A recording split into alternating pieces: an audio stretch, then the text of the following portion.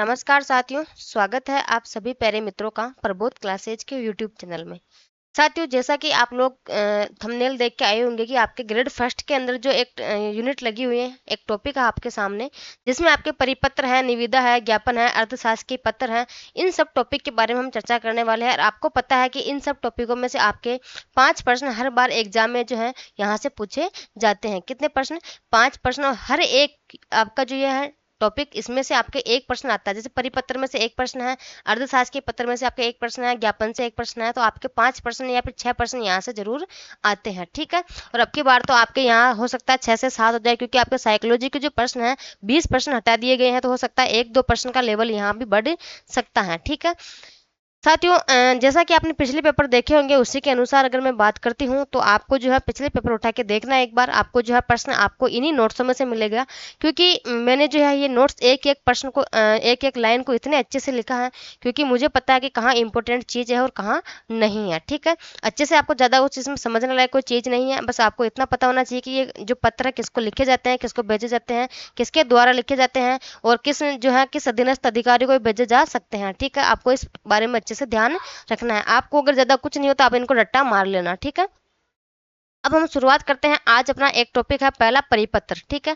परिपत्र को साथियों इंग्लिश में कहते क्या है? सर्कुलर। क्या कहते हैं? अब आपका कभी प्रश्न ये भी पूछ सकता है, सरकार की जैसे आपके ऐसे पूछ सकती है आरपीएससी, आपको 4 ऑप्शन दे। ठीक है, जैसे अर्थशास्त्र के पत्र को इंग्लिश में क्या कहते हैं, मिलान कीजिए। ठीक है, परिपत्र को क्या कहते हैं, निविदा को क्या कहते हैं। तो आपको एक प्रश्न ऐसा पूछा जा सकता है, तो आपको ध्यान रखना है कि परिपत्र को इंग्लिश में क्या कहते हैं, सर्कुलर कहते हैं। ठीक है, एक प्रश्न जो आपका एक प्रश्न तो है यही बनता है। ठीक है, प्रश्न आपको ध्यान रखना है कि कैसे प्रश्न आपके यहाँ बन सकते हैं। ठीक है, अब हम बात करते हैं आगे कि परिपत्र जो है कहते किसे हैं साथियों।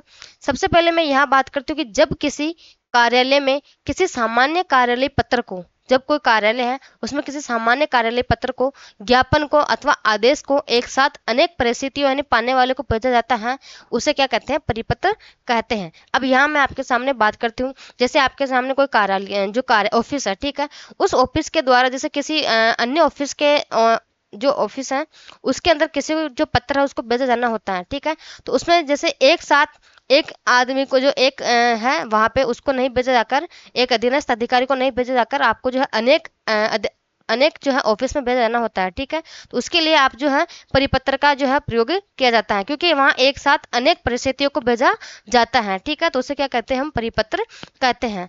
इसके बाद हम बात करते हैं साथ ही परिपत्र की विशेषताएं क्या क्या है।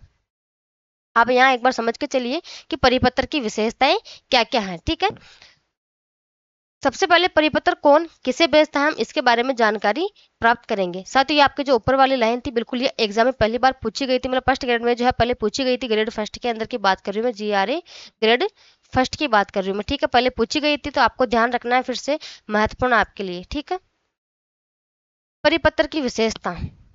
परिपत्र केंद्रीय कार्यालय द्वारा अपने अधीनस्थ कार्यालय को जो है भेजा जाता है। ठीक है, यानी कि आपका जो परिपत्र है वो सेंट्रल ऑफिस के द्वारा जो है आपके अधीनस्थ कार्यालय को भेजा जाता है। ठीक है, तो इसके बाद आगे मैं बात करता हूँ, एक कार्यालय द्वारा अपने अधीनस्थ सभी अनुभागों यानी सेक्शन एवं शाखाओं को भेजा जाता है। जैसे आपका जो एक कार्यालय केंद्रीय कार्यालय, इसके द्वारा इसके नीचे जो भी छोटे छोटे कार्यालय है, जो भी इनके नीचे छोटे, जैसे आपके राजस्थान जो भी आपके बहुत सारे कार्यालय हैं, उन सबको सेक्शन एंड शाखाओं को सबको जो है एक साथ परिपत्र भेजा जा सकता है। ठीक है, उच्च अधिकारी द्वारा अधीनस्थ अधिकारियों को भेजा जाता है, या जो आपके यहाँ केंद्रीय कार्यालय में आपके जो है सेंट्रल ऑफिस है, यहाँ जो बैठते हैं वो इसके द्वारा आपको जो है अधीनस्थ यानी इनके नीचे जो भी है कार्यालय उनको भेजा जाता है। ठीक है, कौन से? उच्च अधिकारी द्वारा अधीनस्थ अधिकारियों को भेजा जाता है। ठीक है, ये भी आपको अच्छे से ध्यान रखना है, विशेषता बिल्कुल ध्यान रखनी है आपको। यहाँ मेरे नोट्सों में लिखी हुई एक एक लाइन आपके लिए इंपॉर्टेंट, आपको एक एक लाइन का एक एक अक्षर जरूर याद होना चाहिए। ठीक है, एक विभाग के अधिकारी द्वारा अन्य विभागों के अधिकारियों को भेजा जाता है, यानी कि आपके एक विभाग के अधिकारी है, ठीक है, अन्य विभागों के अधिकारियों को भेजा जाता है। तो एक अधिकारी जो है अन्य विभाग के सभी अधिकारी है, तो सबको एक साथ जो है परिपत्र भेजा जा सकता है। ठीक है, यहाँ तक आशा करती हूँ कि आपको समझ में आया होगा, बिल्कुल आपको याद रखना है। इसके बाद हम बात करते हैं, परिपत्र बहुत छोटा है, ज़्यादा नहीं है। इसमें आपको एक मोस्ट जो इम्पोर्टेंट आपका यहाँ पे है, इसको ये बिल्कुल आपको ध्यान रखना है। परिपत्र एक जो है सामान्य पत्र के रूप में, ज्ञापन या फिर आदेश के रूप में भी हो सकता है, ठीक है, बिल्कुल आपको ध्यान रखना है। किंतु पत्र जहाँ किसी विशिष्ट अधिकारी के नाम संबोधित होता है, वहाँ परिपत्र में संबोधन सामान्य होता है, ठीक है। जैसे आपके वहाँ सभी प्राचार्य, सभी जिला कलेक्टर को जो है संबोधित किया जा सकता है, ठीक है। या फिर जिनको परिपत्र भिजवाना होता है, जिनको हम भिजवाना होता है, उनके नाम को कहाँ लिखा जाता है, जैसे आपके ये परिपत्र होता है, ठीक है, हम जैसे परिपत्र लिख रहे हैं तो उनके नाम को जो है कहाँ लिखा जाता है, परिपत्र जारी करने वाले। जैसे यहाँ से, जैसे मैं आपको परिपत्र जारी कर रही हूँ, ठीक है, जैसे मैं आपके सेंट्रल जो है कार्यालय, सेंट्रल ऑफिस में मैं हूँ, ठीक है, यहाँ से अगर मैं आपको जो है परिपत्र जारी करना चाहती हूँ, या फिर जैसे मान लो मैं आपके सामने एक वीडियो बना रही हूँ, ठीक है, अगर ये वीडियो आपके सामने आ रही है तो आप मेरे से थोड़े छोटे, ठीक है, आप मेरे वीडियो देख रहे हो, ठीक है, इस प्रकार से आप समझ लेना। तो परिपत्र जारी करने वाले व्यक्ति के हस्ताक्षर के नीचे, जारी करने वाले, जैसे मैं जारी कर रही हूँ तो मेरा नाम यहाँ आ जाएगा, ठीक है, नीचे बाईं ओर अंकित कर दिया जाता है, ठीक है, तो आपके यहाँ बाईं ओर भेजने वाले का नाम, और फिर जैसे उसका नाम कुछ भी हो गया, क ख और ग, ये भेजने वाले का नाम हो गया, ठीक है। इसके तुरंत नीचे इसका हस्ताक्षर किया हुआ है, परिपत्र जारी करने वाले व्यक्ति के हस्ताक्षर या उनका हस्ताक्षर किया हुआ है, इसके तुरंत नीचे बाईं ओर अंकित कर दिया जाता है किसका, परिपत्र भेजने वाले का नाम, ठीक है। जैसे मैं आपको भेज रही हूँ तो आपका नाम यहाँ आएगा, ये आपका नाम हो गया, ठीक है, और मैं भेज रही हूँ, यहाँ मेरे हस्ताक्षर हैं, ठीक है, ये मेरे हस्ताक्षर हो गए, यहाँ इसके जस्ट नीचे बाईं ओर जो है अंकित किया जाता है। अब तो आपको आशा करती हूँ कि परिपत्र समझ में आया होगा। ये जो लाइन है आपके एग्जाम में पहले फर्स्ट ग्रेड में पूछी गई है, पेपर उठा के देख लेना, ठीक है, बिल्कुल महत्वपूर्ण है। अब इसके बाद आगे मैं बात करती हूँ परिपत्र और होता क्या है।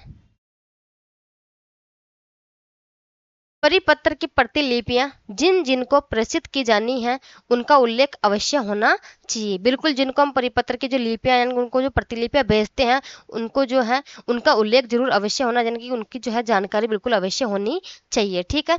एक साथ अनेक व्यक्तियों को परिपत्र भेजे जाने के कारण पत्र प्रेषण संख्या एक साथ लिख देते हैं। जैसे आपके सामने मैं यहाँ बात करती हूँ, बिल्कुल महत्वपूर्ण है, ये भी पहले जो है फर्स्ट ग्रेड के एग्जाम में पूछा गया है, आप पेपर उठा के देख लेना, पुराने 5 साल के पेपर, ठीक है। एक साथ अनेक व्यक्तियों को अगर हम परिपत्र भेजते हैं तो इसमें है ना, जो पत्र प्रेषण संख्या एक साथ लिख देते हैं। कैसे लिख देते हैं, जैसे मान लो कि आपके सामने एग्जांपल की दृष्टि से मैं बताती हूँ, जैसे 725 से 824, ठीक है, अगर अपने को किसी 100 व्यक्तियों को जो है परिपत्र भेजना, एक साथ भेजना है ना, तो जैसे मान लो अगर 100 व्यक्तियों को भेजना, तो या तो आपको एक से 100 व्यक्तियों तक जो है हम परिपत्र भेज रहे हैं, तो या तो ऐसे लिख दो, ठीक है, या फिर आपको जैसे क्रम संख्या लगानी, जैसे हम 725 से अपना अगला क्रम आ रहा है, ठीक है, तो 725 से 824 तक जो है यहाँ 100 जो है 100 व्यक्तियों को परिपत्र भेजा जा रहा है, क्योंकि 725 के बाद 825 नहीं हो सकता, क्योंकि यहाँ 25 काउंट है, तो मतलब यहाँ एक पहले से काउंट है, तो आपको यहाँ 824 ही करना पड़ेगा। 725 से 824 तक बिल्कुल जो है आपके 100 कैंडिडेट यानी 100 व्यक्ति हो जाते हैं, ठीक है। तो आपको यहाँ उनकी जो है पत्र प्रेषण संख्या एक साथ लिख देते हैं, ऐसे कोष्टक बना के लिख देते हैं, ठीक है। अर्थात यह परिपत्र 100 प्रेषितों यानी प्राप्तकर्ताओं को भेजा गया है, ठीक है। आपको दोनों लैंग्वेज में मैंने समझाए हैं साथियों, आपको अच्छे से याद रखना है कि परिपत्र होता क्या है। इसमें महत्वपूर्ण रूप से आपके सामने 3 फैक्टर, 4 फैक्टर, ठीक है, एक एक लाइन इंपॉर्टेंट, आपको परिपत्र की जो ये डेफिनेशन है आपको याद रखनी है, ठीक है। इसकी विशेषता है, बिल्कुल चारों विशेषता आपको एग्जाम की दृष्टि से याद होनी चाहिए। अभी तक जो है विशेषता में से प्रश्न नहीं पूछा गया है, तो आपको एक बार विशेषता ध्यान रखनी है, बाकी परिपत्र की जो है डेफिनेशन पूछी गई है। उसके बाद अगर मैं बात करती हूँ तो आपके यहाँ से जो है ये पूछा गया है कि कहाँ जारी किया जाता है, तो नीचे बाईं ओर अंकित किया जाता है, कहाँ, व्यक्ति के हस्ताक्षर के नीचे बाईं ओर अंकित किया जाता है, ये वाला पहले पूछा गया है, ठीक है। इसके बाद अगर मैं बात करती हूँ तो आपके यहाँ पे जो है एक साथ अनेक व्यक्तियों को परिपत्र भेजे जाने के कारण पत्र प्रेषण संख्या एक साथ लिख देते हैं, ये भी आपका जो है फर्स्ट ग्रेड में पहले पूछा गया है। अब तक आपके यहाँ से 3 प्रकार के प्रश्न इस तरीके से पूछे गए हैं, तो अब आपको विशेषताओं वाले प्रश्न पर ज्यादा जोर देना है, ठीक है। तो साथियों, आशा करती हूँ कि आपको ये वीडियो अच्छे से समझ में आई होगी। परिपत्र ज्यादा बड़ा नहीं है। इसके बाद कल से हम आपके जो है यहाँ अर्थशास्त्र के पत्र हैं, उसके बाद हम बात करेंगे, आपके सामने मैंने सारे टॉपिक आपके कंप्लीट कर रखे हैं, आप देख सकते हैं। अर्थशास्त्र के पत्र के बाद में अगर मैं बात करती हूँ, आपका यहाँ पे आएगा ये हो गया। इसके बाद आपके आएगा, ये विज्ञप्ति आ गई, विज्ञप्ति हम जरूर पढ़ेंगे। विज्ञप्ति के बाद अगर मैं बात करती हूँ आपके अधिसूचना, ठीक है, अधिसूचना भी हम पढ़ेंगे। बिल्कुल आपके पूरे जो कंप्लीट टॉपिक है निविदा ज्ञापन, हम कंप्लीट टॉपिक आपके जो है यूट्यूब पे करने वाले हैं। तो आज की वीडियो अपनी यहीं तक रहेगी। मैंने बिल्कुल शॉर्ट में समझाया है, बिल्कुल छोटी वीडियो है, आप इसको 10 बार देख के समझ सकते हो। ठीक है, तो साथियों आज के लिए यही, धन्यवाद।